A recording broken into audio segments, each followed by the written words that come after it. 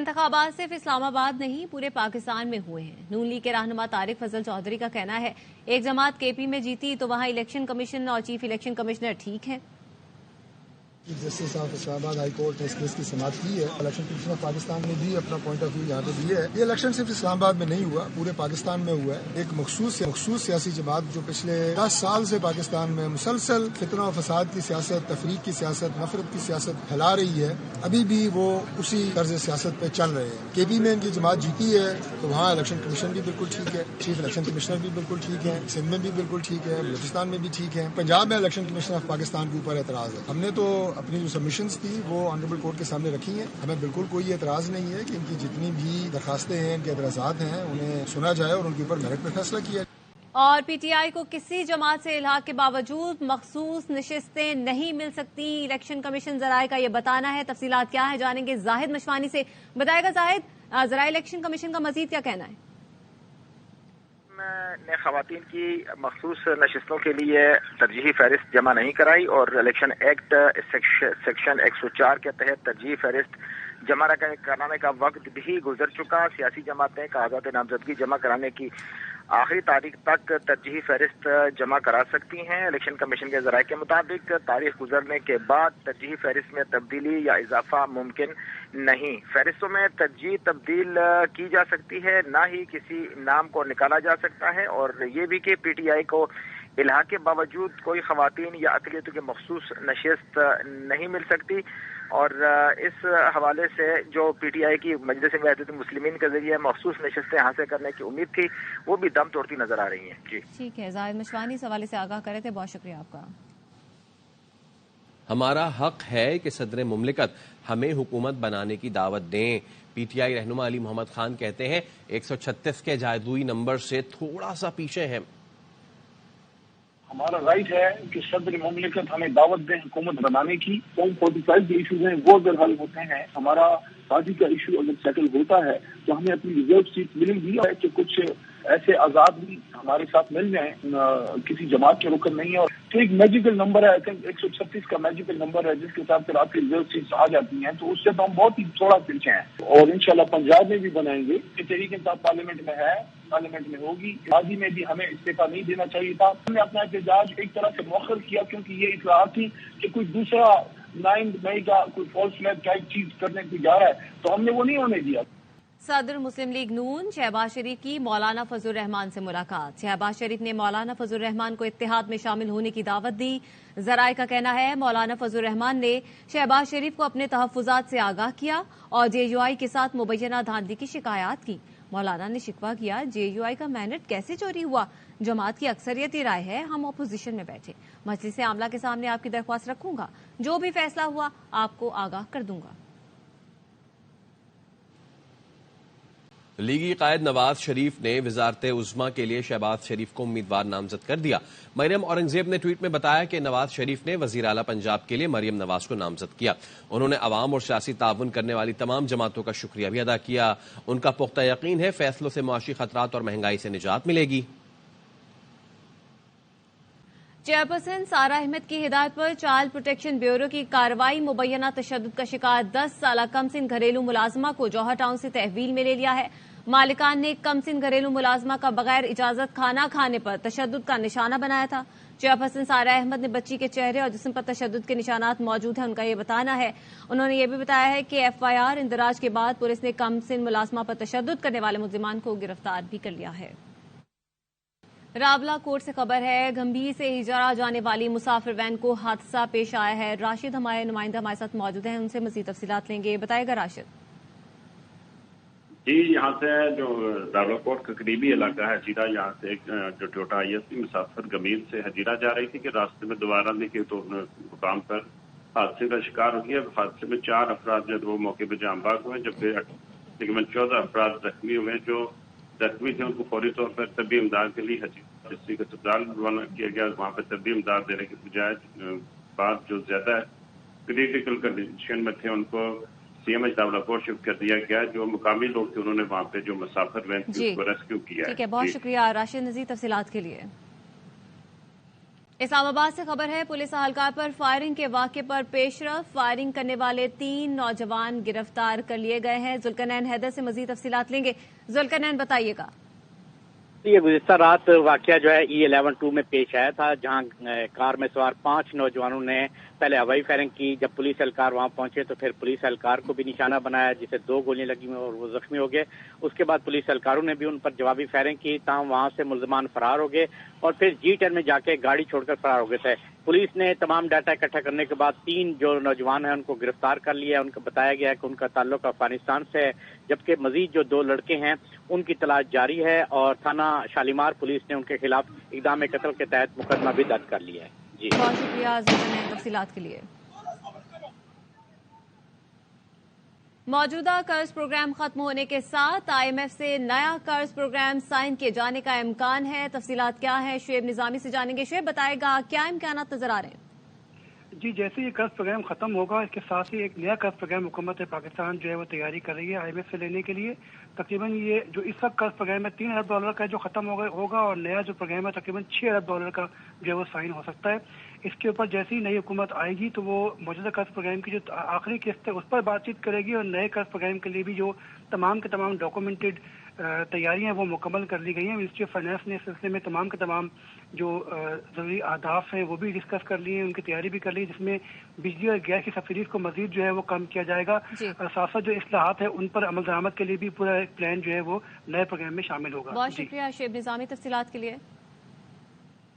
Election commission نے PB21 میں دوبارہ گنتی پر RO آفس میں ریکارڈ کو نقصان پہنچانے پر 4 رکنی تحقیقاتی کمیٹی تشکیل دے دی ہے۔ زاہد مشفانی سے مزید تفصیلات لیں گے۔ زاہد بتائے گا کمیٹی میں کون کون شامل ہوگا؟ دوبارہ گنتی کے عمل کے دوران رخنہ ڈالنے پر اور ریکارڈ کو نقصان پہنچانے پر الیکشن کمیشن نے نوٹس لے لیا ہے اور اس دوران جو ری کاؤنٹنگ کا عمل تھا الیکشن کمیشن نے وہ روک دیا ہے اور اس کے لیے باقاعدہ ایک کمیٹی کا اعلان کیا ہے اور وہ کمیٹی جو ہے وہ اس کی تحقیقات کرے گی اور جس کی رپورٹ الیکشن کمیشن نے جو ہے منگوا لی ہے اور اس کمیٹی میں جو ڈسٹرکٹ ریٹرننگ آفیسر اور جو متعلقہ حکام ہیں ان کو ممبرز بنایا گیا ہے اور کہا گیا ہے کہ الیکشن کمیشن کو اس کی جو فیکٹ فائنڈنگ رپورٹ مرتب کر کے پیش کی جائے۔ تاہم الیکشن کمیشن نے جو وہاں پہ دوبارہ گنتی کا عمل تھا وہ روک دیا ہے۔ ٹھیک ہے، بہت شکریہ زاہد مشفانی تفصیلات کے لیے۔ سپریم کورٹ نے SP اسلام آباد رخسار مہدی کو فوری طلب کر لیا۔ بات کریں گے اپنے نمائندے راجہ محسن اعجاز سے۔ جی راجہ محسن اعجاز آگاہ کیجیے۔ دیکھیے، سپریم کورٹ نے SP اسلام آباد پولیس رخسار مہدی کو فوری طور پر طلب کیا گیا ہے اور یہ طلبی توہین مذہب کے کیس میں بنا وارنٹ گرفتار کرنے پر کی گئی ہے۔ چیف جسٹس آف پاکستان کی جانب سے قانون کی پاسداری نہ کرنے پر سخت برہمی کا اظہار بھی کیا گیا۔ ان کی جانب سے ریمارکس میں یہ کہا گیا کہ لگتا ہے اسلام آباد میں کوئی گھر محفوظ نہیں۔ انہوں نے سوال کیا کہ بنا وارنٹ کے پولیس لوگوں کے گھروں کا تقدس کیسے پامال کر سکتی ہے؟ قتل ڈکیتی کا پرچہ تو پولیس فوری درج نہیں کرتی، کیا پولیس شکایت کنندہ کی جیب میں ہوتی ہے؟ ہماری اور آپ کی تنخواہ عوام دیتی ہے، اس تفتیشی افسر کے خلاف مقدمہ درج ہونا چاہیے۔ اس موقع پر ان کے اٹارنی جنرل سے مکالمہ بھی ہوا۔ چیف جسٹس کا کہنا تھا کہ اٹارنی جنرل صاحب ایسے مقدمات تو سپریم کورٹ آنے ہی نہیں چاہیے، آرٹیکل 14 کی خلاف ورزی ہو رہی ہے۔ اٹارنی جنرل ہمیں لا افسران سے جو ہے ان لوگوں سے معاونت نہیں مل رہی، لا افسران مدعی کے وکیل بن جاتے ہیں۔ جسٹس محمد علی مظہر کا کہنا تھا کہ قانون کہہ رہا ہے توہین مذہب کیس کی تحقیقات SP کرے گا، قانون کے ہوتے ہوئے ماتحت کیسے تحقیقات کر سکتا ہے؟ چیف جسٹس مدعی کی جانب سے پیر صاحب لفظ استعمال کرنے پر بھی برہم ہوئے اور کہا کہ کیا یہ نام قانون میں درج ہے؟ کس قانون میں دم کروانے کا لکھا ہوا ہے؟ آپ کا تو جسٹس مسرت ہلالی کا کہنا تھا کہ آپ کا تو ایمان ہی مضبوط نہیں ہے۔ اب یہ کیس کی سماعت مختصر وقفے کے لیے اسے ملتوی کیا گیا ہے اور تھوڑی دیر کے بعد اس کیس کی سپریم کورٹ میں دوبارہ سماعت۔ بہت شکریہ آپ کا راجہ محسن اعجاز۔ الیکشن کمیشن کا PB21 میں دوبارہ گنتی پر RO آفس میں ریکارڈ کو نقصان پہنچانے کا الزام۔ ساتھ ہی آپ کو ہم یہ بھی بتائیں کہ MQM پاکستان اور نون لیگ کی ملاقات کی اندرونی کہانی بھی سامنے آ گئی ہے۔ بات کریں گے اسی حوالے سے اپنے نمائندے رافع حسین سے۔ رافع حسین آگاہ کیجیے۔ ذرائع MQM اس بات کو کنفرم کر رہے ہیں کہ جو گزشتہ روز ملاقات ہوئی تھی اس میں تمام جماعتوں نے اتفاق کیا ہے کہ ملک ایک اور انتخابات کا متحمل نہیں ہو سکتا، اس لیے تمام جماعتوں نے اتفاق کیا ہے کہ PTI کے انکار کے بعد مسلم لیگ نون اور ان سب جماعتوں میں اکثریت میں ہے. اس لیے تمام جماعتوں کا ماننا ہے کہ مسلم لیگ نون کو حکومت بنانے میں سپورٹ کیا جائے گا. ایم کیو ایم پاکستان کے ذرائع کا یہ کہنا ہے کہ ایم کیو ایم میں وزارتوں کے حوالے سے کوئی بات ابھی نہیں ہوئی ہے اور ایم کیو ایم پاکستان نے مسلم لیگ نون کو ابھی واضح جواب نہیں دیا ہے. تمام معاملات ایم کیو ایم پاکستان رابطہ کمیٹی میں رکھے گی اور اس کا اجلاس بلایا جائے گا اور اس کے بعد پھر مسلم لیگ نون کو واضح جواب دیا جائے گا. لیکن ذرائع ایم کیو ایم یہ کہتے ہیں کہ ایم کیو ایم جو ہے وہ وزیر اعظم کے لیے نون لیگ کو سپورٹ کرے گی, لیکن پہلے مشاورت اجلاس ہوگا, اس سے تمام چیزیں طے کی جائیں گی, اس کے بعد پھر نون لیگ کو جواب دیا جائے گا. خالد مقبول صدیقی نے کے ذرائع یہ بتاتے ہیں کہ ایم کیو ایم پاکستان کی قیادت نے اجلاس کے بعد باضابطہ اعلان کرے گی کہ وہ مسلم لیگ نون کو حمایت کرنے جا رہی ہے اور کیا کیا معاملات حکومت سازی کے حوالے سے طے ہوئے ہیں. تاہم اس بات کو کنفرم کیا جا رہا ہے کہ وزارتوں اور دیگر معاملات پر حکومت بننے کے بعد بات چیت ہوگی, لیکن پہلے حمایت اور ووٹ دینے کے حوالے سے اجلاس ہوگا, اس کے بعد پھر حکومت سازی کے معاملات کو طے کیا جائے گا. بہت شکریہ رافع. بھارتی کسانوں کا دہلی چلو مارچ زور پکڑ گیا ہے. احتجاجی کال پر بھارتی پولیس نے کسانوں کی نقل و حمل روکنے کے لیے بھونڈا ٹریفک پلان بنا لیا. سیکیورٹی کے نام پر بھارتی پولیس نے شہریوں کا گھروں سے نکلنا محال کر دیا. ٹریفک کی بیجا بندش کے باعث گروگرام سرحد کے قریب گاڑیوں کی قطاریں لگ گئی ہیں. شہری کئی گھنٹے تک سڑکوں پر محصور ہو گئے. بھارتی حکام کی جانب سے سنگھو, غازی پور اور شمبھو سرحدوں پر بھی ٹریفک کی پابندیاں نافذ کی گئی ہیں. بھارتی پولیس نے احتجاج کے پیش نظر پہلے ہی دفعہ 144 نافذ کر رکھی ہے.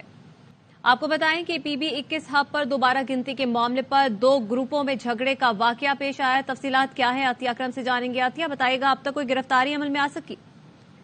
جی بالکل ایسا ہے کہ ووٹوں کی دوبارہ گنتی پر جو ہے وہ ہب میں فائرنگ کا واقعہ ہوا ہے. فائرنگ کا واقعہ سوپ سینٹر کے باہر پیش آیا ہے, جس میں بلوچستان اسمبلی کی ہب کی نشست کی دوبارہ ووٹوں کی گنتی کے حوالے سے 2 سرکین کو دور رکھنے کے لیے اقدامات کیے گئے, لیکن اس دوران عطیہ اکرم اس حوالے سے ہمیں آگاہ کر رہی تھی. 2 گروپوں میں فائرنگ کا واقعہ پیش آیا تھا, جس کے بعد 2 ملزمان کو گرفتار کر لیا گیا ہے. سپریم کورٹ نے گلگت بلتستان کی اعلیٰ عدلیہ میں ججز تعیناتی کیس میں لارجر بینچ کی تشکیل کے لیے معاملہ ججز کمیٹی کو بھجوا دیا ہے. تفصیلات جانیں گے ہمارے نمائندے راجم حسین اجاز سے. جی راجم حسین. دیکھیے, سپریم کورٹ میں یہ گلگت بلتستان کی اعلیٰ عدلیہ میں ججز تعیناتی سے متعلق کیس کی سماعت ہوئی ہے. ایڈیشنل اٹارنی جنرل کا عدالت میں یہ کہنا تھا کہ گلگت بلتستان کو صوبائی حیثیت دے کر آئینی دھارے میں لانا چاہتے ہیں, لیکن عالمی کنونشنز رکاوٹ ہیں. دوران سماعت مقبوضہ کشمیر میں بھارت کے غیر قانونی قبضے کا تذکرہ بھی ہوا. چیف جسٹس آف پاکستان نے ریمارک دیے کہ بھارت نے تو کشمیر کو ہڑپ کر لیا ہے, کشمیر اور جی بی کا جو حصہ ہمارے پاس ہے وہاں ریفرینڈم کروا لیں. گلگت بلتستان کے لوگوں کو معلوم ہی نہیں کہ ان کی آئینی حیثیت کیا ہے. ایڈیشنل اٹارنی جنرل کا کہنا تھا کہ ریفرینڈم اقوام متحدہ ہی کروا سکتی ہے. چیف جسٹس نے کہا کہ اقوام متحدہ کو بلا لیں, استصواب رائے ہو جائے گا. مجھے معلوم نہیں, صرف آپ سے پوچھ رہا ہوں کہ کیا ایسا ہو سکتا ہے یا نہیں. چیف جسٹس قاضی فائز عیسیٰ نے یہ سوال بھی کیا کہ کیا وفاقی حکومت بن گئی ہے, وزیر اعظم کون ہے. اس پر وکیل جی بی کی جانب سے انہیں بتایا گیا کہ حکومت نہیں بنی, تاہم سنا ہے کہ 29 جو تاریخ کو اسمبلی کا اجلاس ہوگا اور اس موقع پر ایڈیشنل اٹارنی جنرل کا کہنا تھا کہ مناسب ہوگا کہ نئی حکومت کی تشکیل کا انتظار کر لیا جائے. وزیر اعظم جی بی کونسل کے چیئرمین ہوتے ہیں. وکیل محمد ابراہیم کا کہنا تھا کہ سپریم کورٹ نے جی بی کے حوالے سے 2019 میں فیصلہ دیا تھا, 7 رکنی بینچ کا فیصلہ موجود ہے, یہ اسی کیس سے منسلک ہے. اس تمام تر کارروائی کے بعد عدالت نے لارجر بینچ کی تشکیل کے لیے معاملہ ججز کمیٹی کو بھجوا دیا ہے اور عدالت کی معاونت کے لیے گلگت بلتستان بار کونسل اور سپریم ایپلیٹ بار ایسوسی ایشن کو نوٹسز بھی جاری کرتے ہوئے تحریری معروضات جمع کرانے کی ہدایت کی گئی ہے. بہت شکریہ راجم حسین اجاز تفصیلات کے لیے. ڈسٹرکٹ اینڈ سیشن کورٹس میں بانی پی ٹی آئی کے خلاف خاتون جج دھمکی کیس, اس حوالے سے سماعت ہوئی ہے. تفصیلات جانیں گے فاروق اجاز سے. بتائے گا فاروق. جی بالکل, بانی پی ٹی آئی کے خلاف خاتون جج دھمکی کیس کی سماعت سول جج مرید عباس نے کی ہے. بانی پی ٹی آئی کے وکیل خالد یوسف چودھری عدالت میں پیش ہوئے. خالد یوسف چودھری کا یہ کہنا تھا کہ بانی پی ٹی آئی اس وقت ریاست کی حراست میں ہیں, انہیں عدالت میں پیش کیا جائے. جج مرید عباس کا یہ کہنا تھا کہ آپ کی پہلی درخواست تھی کہ انہیں سیکیورٹی خدشات ہیں, لہٰذا انہیں عدالت میں پیش نہیں کیا جا سکتا, جس پر خالد یوسف چودھری کا یہ کہنا تھا کہ وہ درخواست گرفتاری سے قبل کی تھی, تب شدید خطرات تھے بانی پی ٹی آئی کو. جج مرید عباس کا یہ کہنا تھا کہ پھر آپ کی پہلی درخواست پر فیصلہ کر دیتے ہیں اور بانی پی ٹی آئی کو سمن کر لیتے ہیں. खालिद यूसुफ चौधरी ने अदालत से ये कहा कि अब बानी पीटीआई को पेश करना रियासत की जिम्मेदारी है और वो उन्हें अदालत में पेश करें।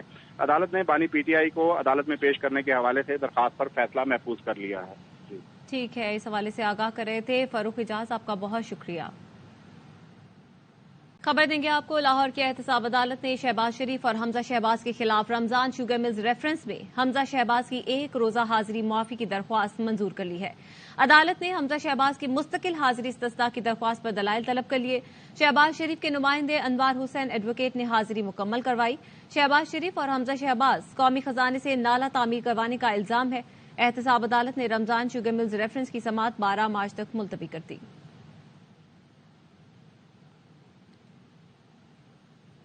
और यहाँ पर आपको अहम खबर देंगे कि सिंध हाई कोर्ट ने इलेक्शन कमीशन के हवाले से जो दरख्वास्तें हैं वो इलेक्शन कमीशन में भेज दी हैं। असगर उमर से मजीद तफसीलात लेंगे। असगर बताएगा इसके हवाले से। जी, सिंध हाई कोर्ट में मजमूई तौर पर कौमी और सूबाई असम्बलियों की 58 हल्कों के नताइज को चैलेंज किया गया था, क्योंकि लेकिन कल जब दरखास्तों की समाअत हो रही थी तो उस वक्त तक 40 दरखास्तें अदालत के सामने आई थीं और लेकिन इसके अलावा भी 18 दरखास्तें दायर हो चुकी थीं। आज उन दरखास्तों को भी सिंध हाई कोर्ट ने उसी हुक्म के तहत इलेक्शन कमीशन के सामने भेज दिया है, जिसमें जमात इस्लामी के अब्दुल रशीद ने PS 106 से अपनी शिकायत दर्ज की कि उनके फॉर्म 45 के बजाय 47 पे फैसला किया गया। इसी तरीके से पीपल्स पार्टी के सईद गनी के खिलाफ इरफान मरवत और दीगर अफराद आए थे, और लेकिन तमाम अदालत ने तमाम दरखास्तों को उसी हुक्म के तहत इलेक्शन ठीक है। असगर उमर इस हवाले से आगाह कर रहे थे, बहुत शुक्रिया आपका। अहम खबर देंगे आपको, पंजाब असेंबली प्रिंसिपल सेक्रेटरी भर्ती केस में परवेज इलाही की जमानत मंजूर हो गई है। तफसीलात क्या है जानेंगे आबिद खान से। जी आबिद बताइएगा।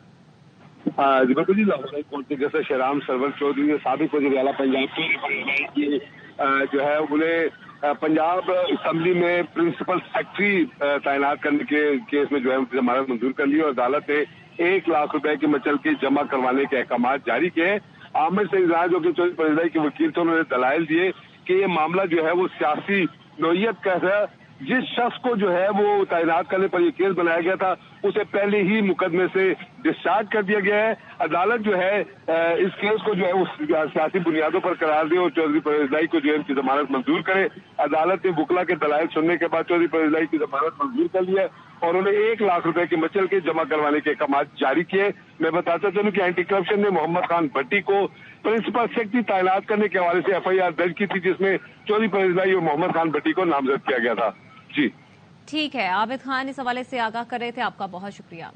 इस्लामाबाद के 3 हलकों में कामयाब उम्मीदवारों के नोटिफिकेशन इजरा के खिलाफ PTI हिमायत याफ्ता उम्मीदवारों की दरख्वास्त पर इस्लामाबाद हाई कोर्ट ने फैसला महफूज कर लिया है। तफसीलात क्या है जानेंगे हुसैन अहमद चौधरी से। हुसैन बताएगा कब तक ये फैसला सुनाया जाएगा।